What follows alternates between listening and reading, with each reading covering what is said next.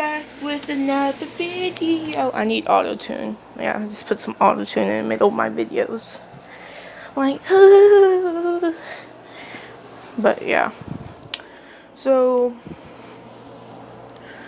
I'm gonna do, like, part of this series, and I'll jump back to my Naruto series. So yeah. Once I finish that, I'll jump back to this. Finishing it, then I'll go to Shippuden for what if Naruto had Thunder God mode. And I'll do the Ichigo one next. After I get a part of that done, I'll go to Ichigo and get that part done. Yeah, I'll kind of be jumping back and forth into what ifs, if you guys are wondering. But yeah, because I notice if I do a what if too long, I'll get bored of it. And whenever I get bored of it, I'll try to finish it quicker. And I kind of don't want to do that. But yeah. So, what if Naruto, or what if Deku was Stain's son, part 3. I'll do the one-on-one battles right now. Last video, I just had to redo stuff, I think. I'm not completely sure because somebody wanted him to have like a quirk and I had to explain some stuff. And I kind of just said a lot of smashes. Mash into shit stomp. But yeah. So, I'm gonna start this off. Oh yeah, Mash and Stomp will have a Vortex too. I'll just say that. I think it was actually called D-Joint Smash or Stomp. But Mash and Tush's, oh my god, I can't say it now. Stomp will have a Vortex. Once he gets a higher strength on his arms, it would create a vortex, like a circle of vortex, not like a tornado. And that would be kind of like warning off enemies, pretty much. So, now it is time for the versus battle. Uraraka and Deku. Ida and Bakugo. Deku's hero costume. He would have his gauntlets with his blades on them. And they would be full of blood already. Because he has like blood at home that doesn't crystallize. He keeps it perfectly good. And I'll say he made the school take it, saying it's not human blood, it's animal blood. Animals that have diseases that I took of. They would test it and they'll say it's okay. Which I don't know how that dude with the blood quirk gets his blood, but I'll say it's about the same way. How they get the blood, so they have a good supply of blood. How they normally do it, I'll say. But yeah. So, people will be wondering why Deku has so many. These gauntlets have like blood and they're glowing red right now. And all that. Uraraka would have a knife on her side. But yeah. So, Deku wouldn't activate full Callan right off the bat. But they'll be like, why do they have weapons? And I'll say as I was there because he was. As I explains that some people that have quirks are not used for battle would use weapons. And all that, saying that, for example, me, because my quirk lets me cancel quirks, so I carry a weapon too. And all that. Other heroes carry weapons just in case. But yeah. So, because of this, they would get it, and they get why Bakugo, and they now understand why Uraraka has it. But Naruto, or Deku would run in, jumping on the walls, going up the stairs quickly. just kind of running. That's when they'll hear an explosion, hit the wall with Uraraka jumping back and Deku going at Bakugo. Bakugo seeing this, he would of course dodge by doing an explosion because he was about to get cut on his chest. And you would see that. Oh yeah, One For All can increase his ability for random time to go up, and how much blood he can take from somebody from a small cut, and how dense he can make his blood, how much blood that he has, he can increase the volume of it. He can, if he has like a half of cup of blood with using One For All in his quirk, it would double. So that would just mean he uses less blood than normal, which would help him, and his attacks will be much stronger with his blood. So he would take his fingertips and cover them in blood and go striking at him again, but Baku would dodge, just exploding backwards, more like it hitting Deku, which wouldn't do much, because One For All increases your durability a lot, and he has like All Might suit, because if One For All can explode it, so he has to have that. And of course he would block with his arms. He would point out his fingers, saying "bong." For some reason, that would confuse Bakugo, and Bakugo would be met in the chest with 4 blood bullets, which would crystallize instead of splatting. And once that happened, that's whenever it wouldn't be a deep wound, so it won't be like fatal, but it would slow him down. I say it hit him in the 1 in the arm, 2 in the chest, and 1 in the leg. That's whenever Baku would lift up his other arm that's not hit and shoot an explosion. Deku would dodge off the walls and come up and punch him in the face. This is when Uraraka would come from underneath him and would grab him by the neck, flipping him over, and would do a takedown move.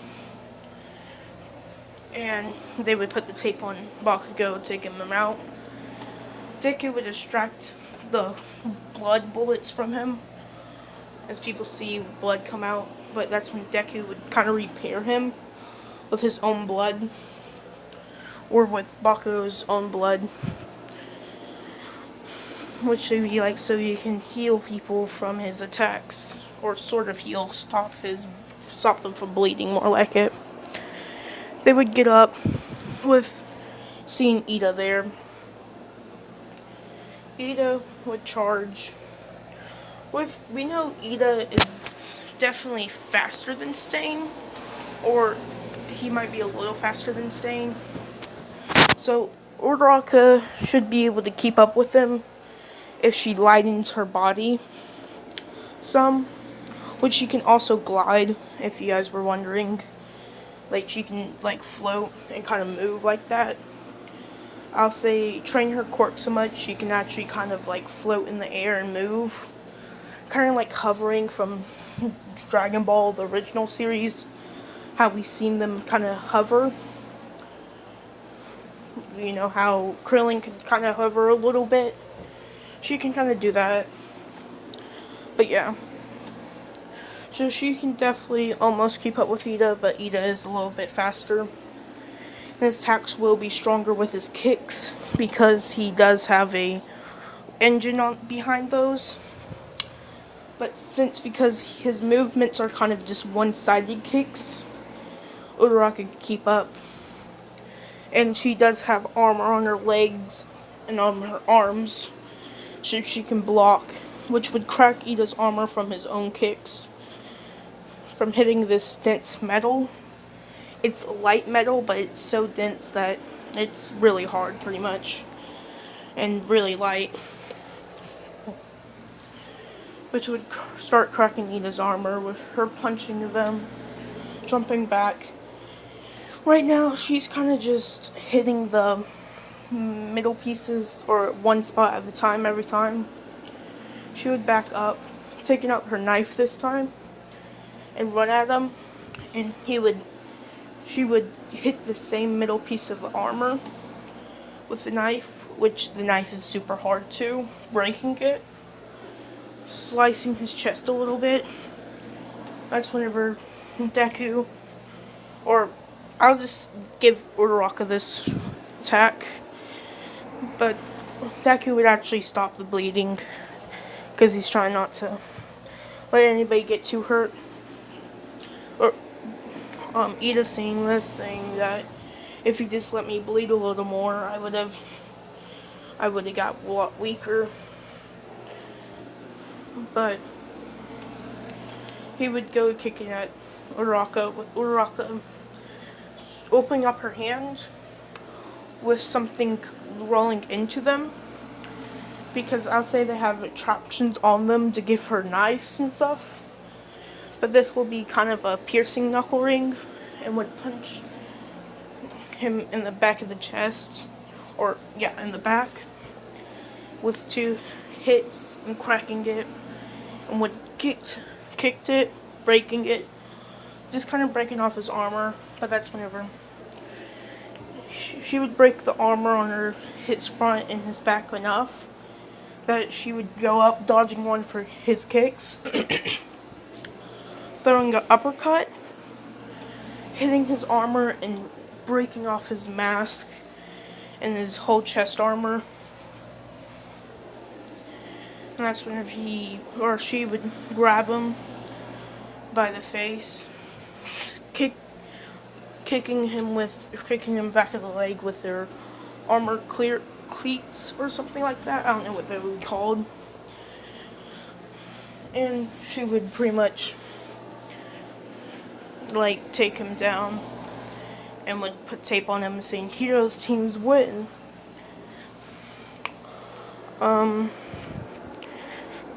They would be thinking how many cuts Ida probably has, and it would take off his armor, saying that all the cuts were close together.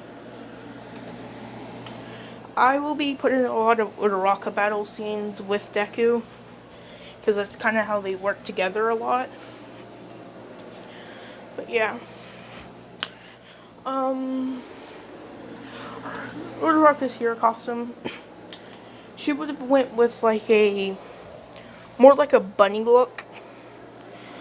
Like, she wouldn't have the whole visor and all that, but she would have jets on the bottom for boots, and they would be black. Just kind of think of more like a tactical wear, or they wouldn't be black, they would be pink, like her normal costume. Her belt thing wouldn't be completely on, she would only have, they would be like on her side, which these belts have prongs that can shoot out. Thinking of like Attack on Titans, and she can move like that also.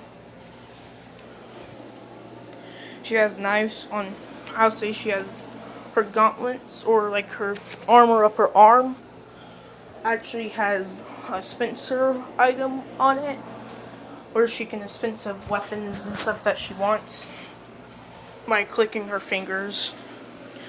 But yeah, Deku's suit, I'll say he went with like he just gave himself a mask, like half a mask like he does in canon, but it would be metal. He doesn't have the whole ears.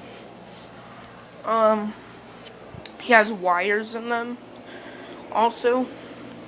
These were like kind of setting traps just in case, and these are cuttable. They can cut people, and they can't be sliced with a normal blade.